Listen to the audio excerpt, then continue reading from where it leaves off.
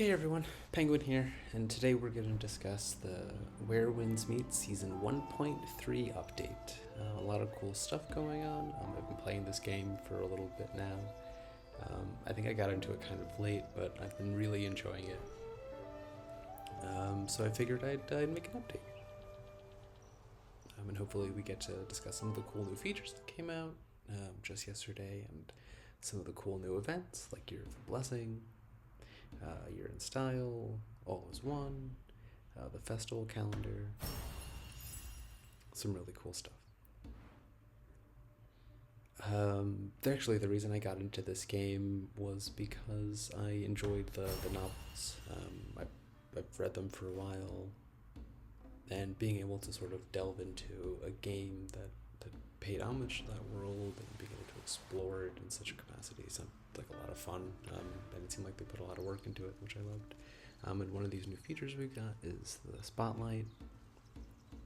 It seems pretty interesting. Don't think I'll use it a lot, honestly, but it's cool that they're always adding new features. It seems like they're putting a lot of care into the game, constantly adding things into it, which is cool for a free game. It's beautiful, and always growing. Some new things for the battle pass, spring special, spring festival special. Try saying that 3 times fast. Apparently there's a general's look, which is pretty cool. You probably need to buy the battle pass. I'm not going to do that, so we're just going to be content with the smaller rewards.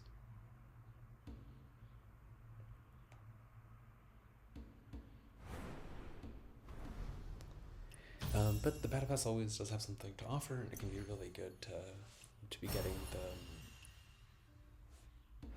the mystical art materials, things like that, and other healing things. So there's no reason not to be working on those battle pass missions and collecting those rewards.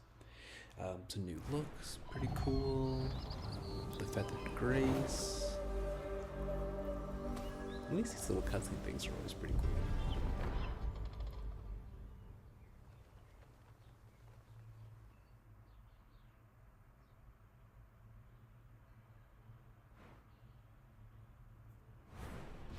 Pretty cool stuff. Lots of cosmetics I'll probably never get to use. Because a lot of the stuff requires real money, which I'm not going to spend, but still, it's always great to look at, see what's available. You get a cool donkey if you can afford it, which is pretty awesome, and a new little hat, which I love. Hopefully they'll become free rewards at some point. And here we are breaking through level 12. This breakthrough I really like because it has a significant impact on the solo mode world. You're seeing that enemies have higher resistance. They're doing more impactful things, and I like that. Just makes challenges a little bit tougher. There's the equipment you get with breaking through. Not very good equipment. Probably just stay with what I have. You'd probably stay with what you have if you put any effort into collecting legendaries and upgrading it, and whatnot, and finding the modifiers you like. But it's good to have. There'll be good resources later on.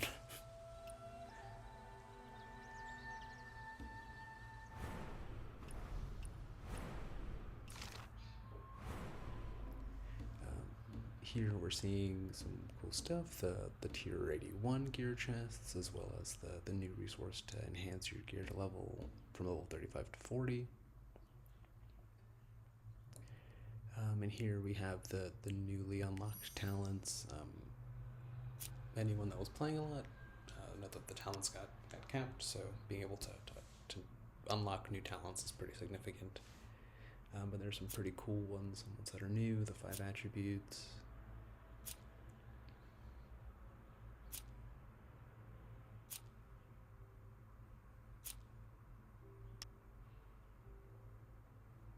Some things for divine crafts, pretty cool.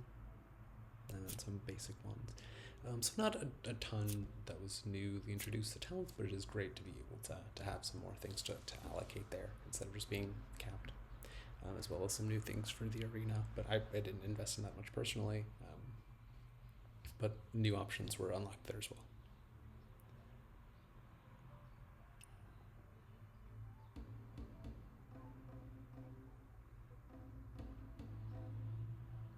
This is me just trying to see what's available, to little avail.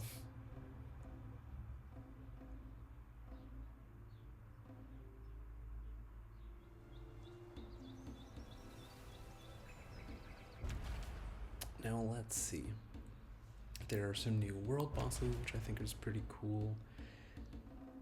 One being the Coffin Master. That should be a nice new fight to delve into, as well as the Drunken Martial Artist. And there have been a couple like mystic arts that delve into drunkenness, so it'll be cool to fight someone who maybe relies on some of these martial arts. We'll see what that's like. And again, sort of looking at the upgrade material, some of the new things that were added. The Golden Silk Song coin bag is also new, which I think is pretty interesting. It's another way to sort of get money, instead of using a different resource, which might be more important. Of course, they still have the string of coins.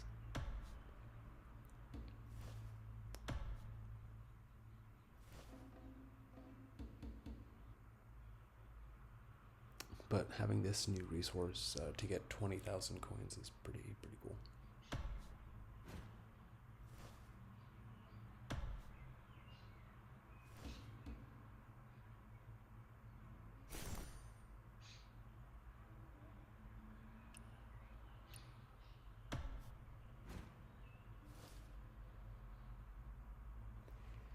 This is me just testing it out, getting a couple, just for the heck of it.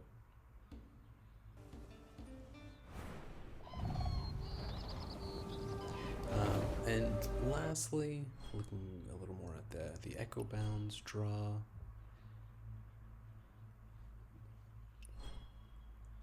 Draws can be pretty cool. A little lightweight way to get some things you didn't expect without a ton of commitment. And it's also something that I didn't denote earlier is that there are new healing items, so a higher degree of healing item is available, which is a nice plus. The Crane Plume is the draw item, which seems you can exchange for Echo Jade. It offers a variety of things from fireworks, healing items like I acquired, things like that. And that's about it. I hope you enjoyed, and I hope to see you next time. Take care. Bye.